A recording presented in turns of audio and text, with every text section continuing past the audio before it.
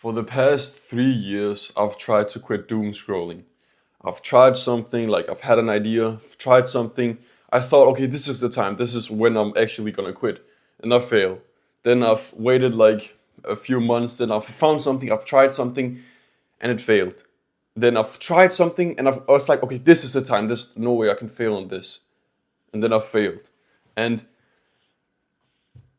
I can guarantee you that this strategy you've never heard of before because it's so unusual. And if you have heard of it before, you can just like this, you can dislike the video, okay? So why should you listen to me? I've tried to quit for 3 years, and just in the past few months, I've actually been able to quit. I'm gonna show you my screen time real quick, okay? Um, let's see here. Here we go. Okay, today obviously doesn't make sense. I have 3 minutes because I just woke up and made this outline for this video. Yesterday was actually pretty high. I had 2 hours and 23 minutes. But, bro, it doesn't make sense to just count the screen time because 55 minutes was on notes, like note-taking apps. The only thing that I can see in Notion is what's it called? Notes. I can only see words. So it's like, then I spent 17 minutes on school. This guy called Sam Millison was texting me and he invited me to a server. So I joined that obviously because I know like Sam Millison is quite credible. Anyway, then 12 minutes on YouTube. That's not doom scrolling.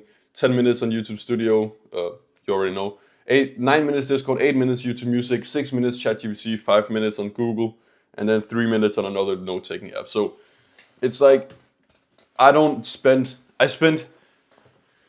in the past, I think since the 15th of January this year, I haven't consumed a single second of unwanted doom scrolling. Obviously someone has showed me something in school. They've showed me like a reel or something. Then I'm not gonna be like closing my eyes and not see it. So then I see it. Or if someone shows me something on a stream, not a stream, but if someone is streaming on Discord or something, they show me something, or if they send me a specific thing, then obviously I'll watch it. But that's not really like doom scrolling, right? So it's like it's conscious. So as you can see, this video is not like the other videos on like reducing screen time, whatever, because this video is just unedited. I take it in one take.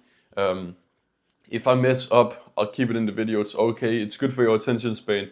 Also, like when you see, this is a side tangent. I was looking at old videos of myself, right, from over a year ago, right, and I was looking at those videos, and there was I used to record audio on this phone, right, and I'd uploaded that to the drive. So I went on the drive, and then I listened to the audio. And I could just hear myself trying to repeat the same sentence like 4 times in a row. And it was like, I'm not gonna bullshit you. I am not going to. I'm not gonna bullshit you in this video or something where I just like repeat myself constantly. It's like, I've edited videos for other people. Bro, people constantly mess up. And the only reason why I don't mess up here is because I don't have a script. Like when you have a big ass script word for word, that's when you mess up. At least in my what I've found. So I have been in the exact same position as you are right now. You probably come home from school, then you scroll a shit ton, and you don't have any control over it. I've been in the exact same position as you, and I just want to tell you that it is possible to get out of the cycle. I have always been this optimistic person. I've always thought that, okay, this is the time where I'm actually gonna quit. But after a few times, you start to get a bit more pessimistic, and you're like, okay, am I actually gonna quit? Because I've tried X amount of times, and I've failed just as many times. So the takeaway of this video, and when I say this, it's gonna make no sense. It is to label your thoughts. What does it mean to label a thought? To label a thought is basically you get a desire, you have an emotion or something, and then instead of feeling the emotion, you try to look from a third person's perspective and you label the thought. You're like, okay, now I'm angry, now I'm sad, now I'm happy, now I desire to consume, I have the urge to doom scroll, right?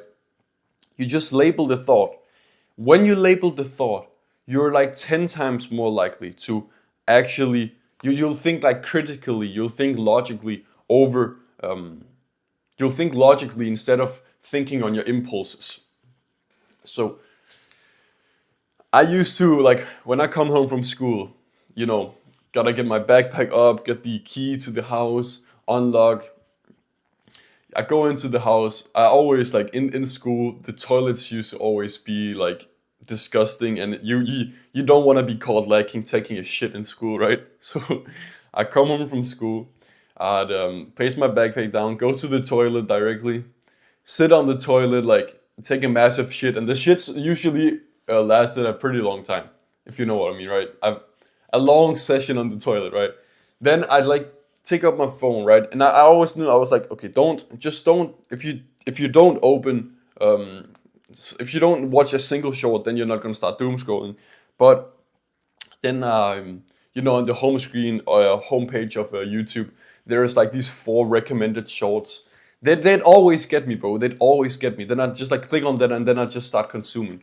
And bro, it's the most annoying feeling because you tell yourself that you're not going to do it. It's like, it's different if you aren't even aware that it's a problem. Then you obviously you don't even try to stop. So then you don't break any rules or any boundaries that you've set for yourself. But if you are actively trying to quit and you then fall into the consumption, then it's so painful because, like, you already know the pain, right? So if you label your urge before you're about to scroll, then the chance of you overcoming the emotion is like, obviously I can give you some fictional number, but that doesn't mean that it's useful. But I'd say you're way more likely to actually think logically over the urge slash emotion.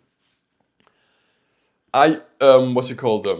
Okay, so next time you feel an emotion, try to label it. But before you do that, try to also right now think of what are your tendencies when you get this emotion. For example, when I was younger, I would I've always been biking my whole life, right? I've been biking to school. I've been biking home from school. Once I was a gymnast, so I was also biking there. I was biking everywhere, right?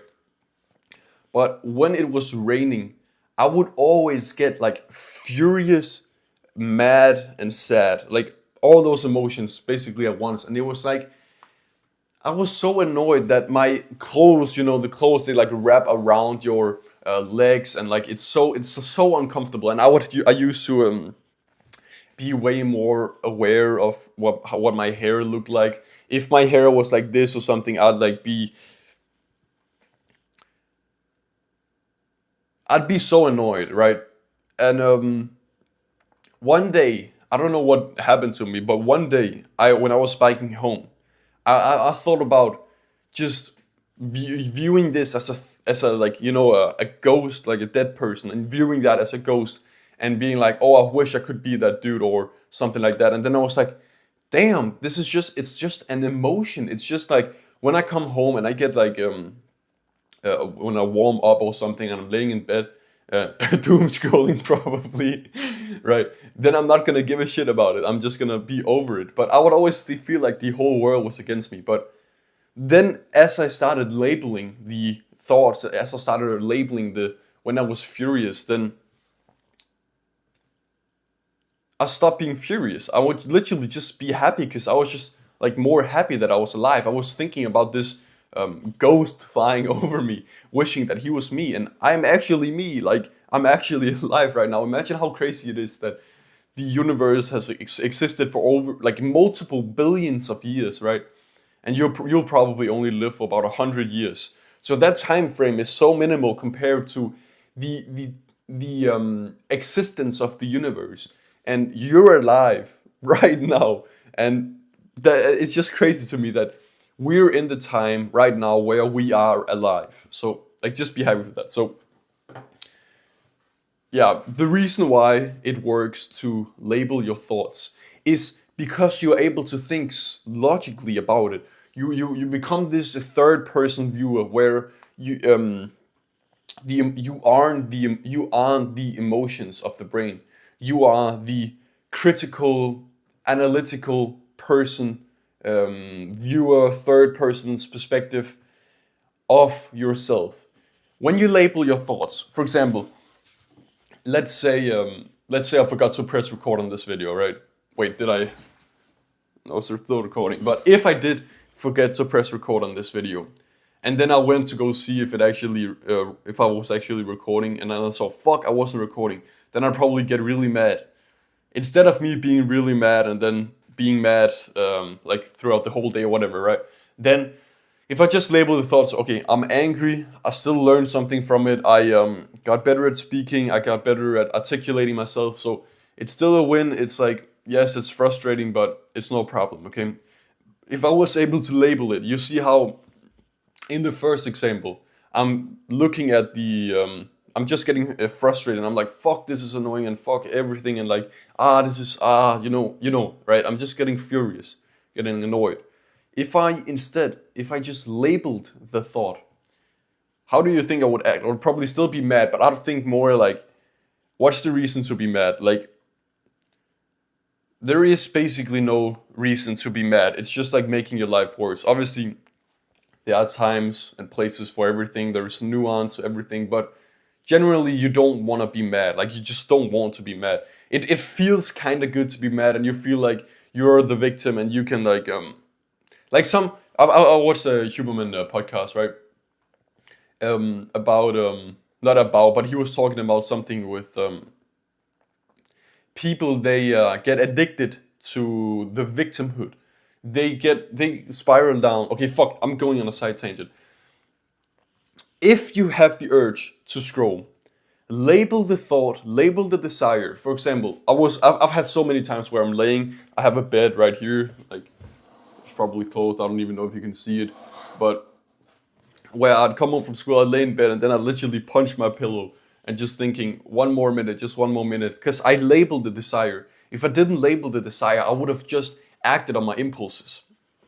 So label your desires, and yeah, click the first link in the description, and go do all the algorithm stuff, the subscribe and like and all that stuff, and yeah, have a good rest of your day. Actually do it. Think about how you act when you have the specific emotions, and like, you can also like try and think about your environment when you've last felt like it, how you acted, how you wish you would have acted, and then label the emotion next time. So to go do that, go do the algorithm stuff, click the first link in the description, and have a good one.